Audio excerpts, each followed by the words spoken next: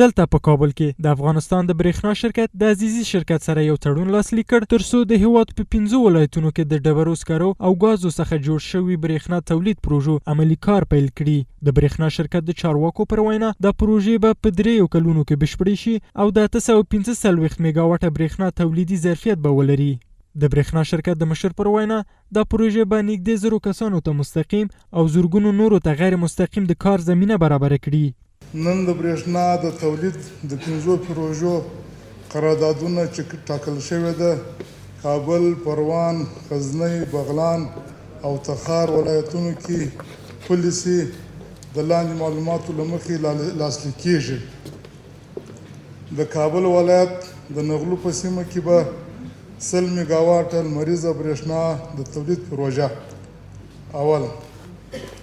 دوم د پروان ولایت د باریکا په سیمه کې د 100 میګاواټه لمریزې برېښنا د تولید پروژه. دریم د غزنی ولایت د 130 میګاواټه لمریزې برېښنا د تولید پروژه. څلورم د بغلان ولایت د 350 میګاواټه د ډبرو سکرو د برېښنا د تولید پروژه. پنځم د تخار ولایت د 115 میګاواټه د ډبرو سکرو د برېښنا د تولید پروژه.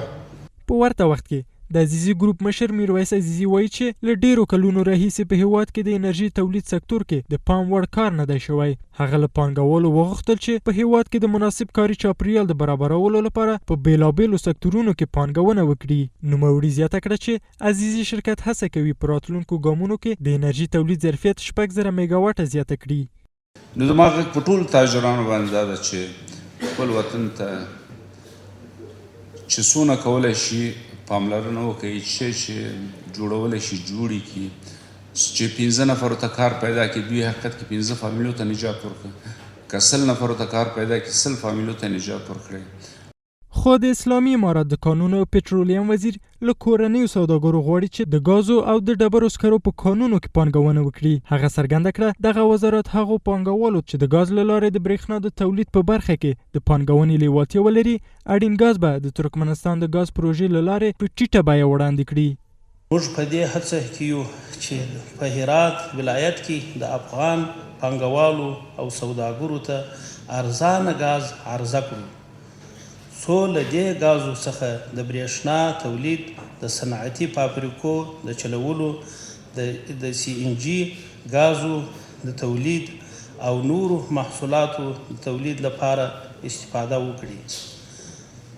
ترکمنستان هیواد له موږ سره وعده کړې ده چې څومره ګاز چې د افغانستان ضرورت وي هغومره به راکوي او هم به یې په ښه قیمت راکوي. اطمینان ورکوو چې د اسلامي امارت او د خصوصي سکتور د تجارانو د دوی کوم تعهدونه چې موږ وینو انشاءالله العزیز د دوی به هغه ارمانونه چې دوی په زړو کې لري هغه به پوره کېږي. خو موږ صرف دا وایو چې دلته نن افغانستان په یو دغسې حالت کې راګیر دی چې نن باید سړی من حیث الافغان من حیث التاجر د افغانستان سره داسې کار وکړي خدمت وکړي افغانستان ته چې ډېره ګټه په نظر کې ونیسي. کله چې د حالت راتلی انشاءالله په وخت به بیا افغانستان د تجارانو یو مرکز جوړیږي د ګټو به مرکز جوړیږي. نن یې د دې وخت چې په پښتو یې ودرو خو د کفایه کړو د خلکو د احتیاجاتو خلاص کړو. په دې پروګرام کې د اسلامي امارت چارواکو په هیواد کې د اوږدمهاله جګړو له امله د پاتې شویو ټپونو د رغولو لپاره د پراختیايي پروژو په پلي کېدو کې د افغان حکومت پر ژمنتیا ټینګار وکړ.